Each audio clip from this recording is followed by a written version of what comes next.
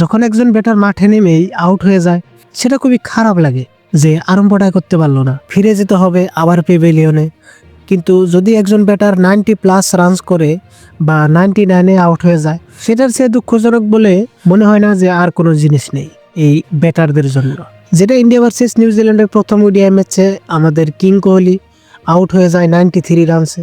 Recent south আফ্রিকার লোকে back to back century করেছিল, 3 নম্বর ম্যাচটাতেও হয়ে যেত, বাট রানস কম পড়ে যাওয়ায় আর হয়নি। তবে এই নিউজিল্যান্ড সিরিজেও প্রথম ম্যাচে সেই সন্দেহ খেলেছিল, আমরা ধরে নাও কনফার্মই দিয়েছিলাম যে কিং কোহলির ব্যাট থেকে 2026-এ প্রথম আমরা সেঞ্চুরি দেখতে যাচ্ছি, কিন্তু আফসোস হলো না। বন্ধুরা, কালকে ছিল ইন্ডিয়া ভার্সেস নিউজিল্যান্ডের প্রথম ওডিআই ম্যাচ, যেটা আমরা জিতে যাই 4 উইকেটসে। কেএল রাহুল লাস্ট মুহূর্তে ক্লাসিক্যাল স্টাইলে একটা 6 মেরে খেলা শেষ করে দেয়। নিউজিল্যান্ড দলকে কিন্তু এলা ভেবো না আবার, ওরা বর্তমান বিশ্বর 2 নম্বর দল এই ওডিআই ফরম্যাটে, আর 1 নম্বর হচ্ছে আমাদের ভারত। তো লড়াই তো বেশ জমবেই, আর জমেছেও, মানে একতরফা কিন্তু খেলা হয়নি। নিউজিল্যান্ড দল প্রথমে ডেভন কনবে আর হেনরি নিকলস দুজনে সুন্দর সুন্দর শট খেলে, কভার ড্রাইভ, পুল শট।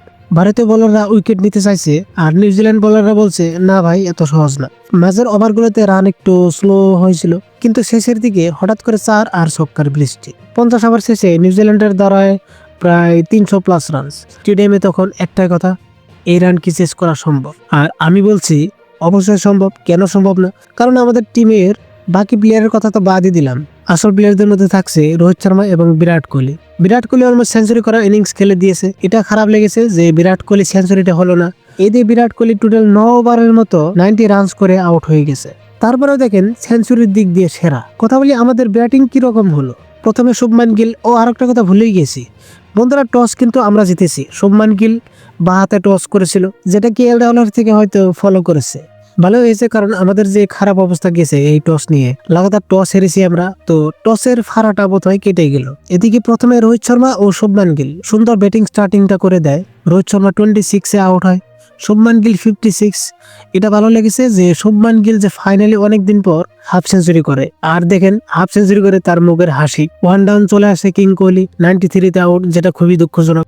এবং তারপরে আবার শ্রেয়স আয়ার 49-এ আউট, এটা দুঃখজনক। 1 রানের জন্য হাফ সেঞ্চুরিটি হলো না। তারপর রবীন্দ্র জাদেজা ফ্লপ, পরে কেএল রাহুল তো ম্যাচ উইনিং শট খেলে খেলা শেষ করে। বাট এখানে মজার ব্যাপার কি, হার্ষিত রানা কিন্তু বোলিং এ এমনকি ব্যাটিং থেকেও সুন্দর খেলেছে। খেলার প্লেয়ার অফ দ্য ম্যাচ হয়েছে বিরাট কোহলি, কিন্তু হার্ষিত রানাও কিন্তু এটার যোগ্য কম না। মানে অবভিয়াসলি তো বিরাট কোহলিকে দেবে, কারণ এই 300 রান চেস করার সময় 90+ রান যেহেতু করেছে। কিন্তু যদি বিরাট কোহলির রান এই 70-এর কাছাকাছি থাকতো, তাহলে প্লেয়ার অফ দ্য ম্যাচ হার্ষিতই পেয়ে যেত। কেননা সে বোলিং থেকে ওদের ওপেনিং জুটি ডেভন কনবে আর হেনরি নিকলসকে তিনি আউট করে দেয়, যখন তারা ভালো পার্টনারশিপে সেট হয়ে গিয়েছিলেন।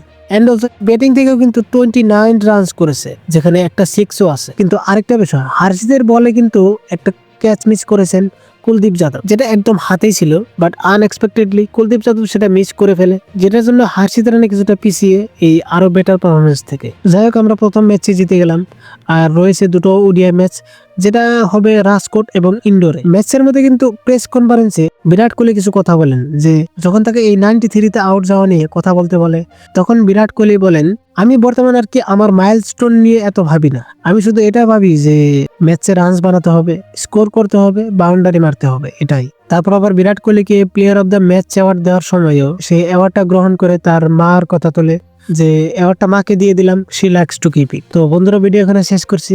ভিডিওটি ভালো লাগলে সাবস্ক্রাইবটা করে নেবেন।